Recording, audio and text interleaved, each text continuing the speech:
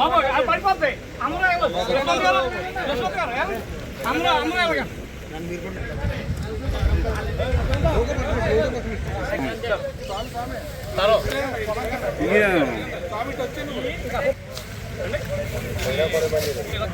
సగం పోసుకోలేదు శివగారు పడిపోయి ఇదే పని చేస్తుంది. ఇది కూడా రేపు ఇంకా కిందకి వెళ్ళిపోతుంది సార్. ఇంకా 4 రోజులు 5 రోజులు 9 రోజులు వర్షం కూడా వస్తుంది సార్. మనకి ఇంకా 5 రోజులు ఉంటుంది. పని చేస్తారు పండిపోయింది కదా సార్. ఇంక ఇది ఉన్నాయండి అంటే ఏవో గారు దుబ్బే ఉండే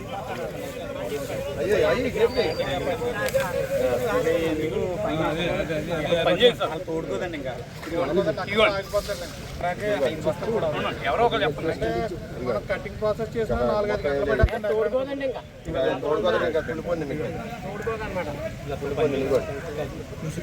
చూద్దాం అప్పుడు క్రాప్ ఇన్సూరెన్స్ ఎంతమంది మిగతా వాళ్ళకి కూడా కౌలు రైతులు ఎక్కువ సార్. రైతులు కౌలు రైతులు కూడా ఎక్కువ ఉన్నాయి.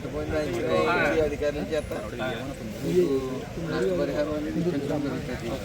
అయితే ఎక్కడ ప్రతి బియ్యపు గింజ ఏ స్టేజ్లో ఉన్నా సరే, రంగు మారిన ఏ స్టేజ్లో ఉన్నా సరే ప్రభుత్వం తీసుకునే ప్రక్రియ తీసుకుంటాం. ప్రభుత్వం ద్వారా ప్రక్రియ తీసుకుంటాం.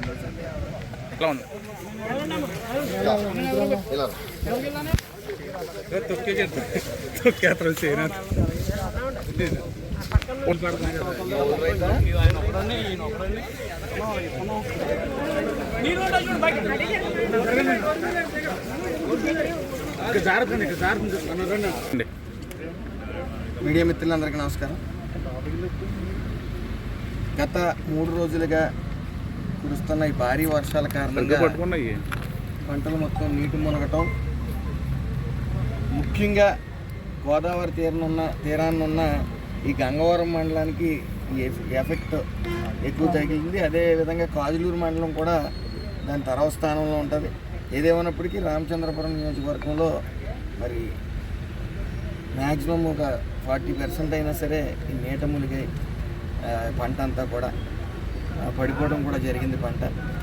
అయితే క్రాప్ ఇన్సూరెన్స్ అనేది ఎంతమంది చేశారనేది అధికారులని గుర్తించమని చెప్పడం జరిగింది. అదేవిధంగా క్రాప్ ఇన్సూరెన్స్ కట్టిన వారికి కూడా ఎంతవరకు మునిగాయి అనేది ప్రతి గ్రామానికి వెళ్ళి పరిశీలించి ఆ రిపోర్ట్ ఇవ్వమంటం జరిగింది.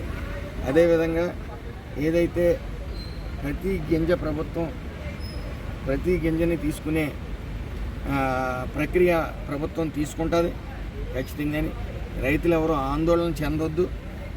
అలాగే ఈ వర్షాలు ఇంకా 2-3 రోజులు కంటిన్యూ అయ్యే పరిస్థితి కనపడుతుంది. కాబట్టి అధికారులు పూర్తిగా దీని మీద దృష్టి పెట్టి ఎక్కడైతే పంట నష్టం జరిగిందో అదంతా గుర్తించి నాకు నివేదిక ఇస్తారు.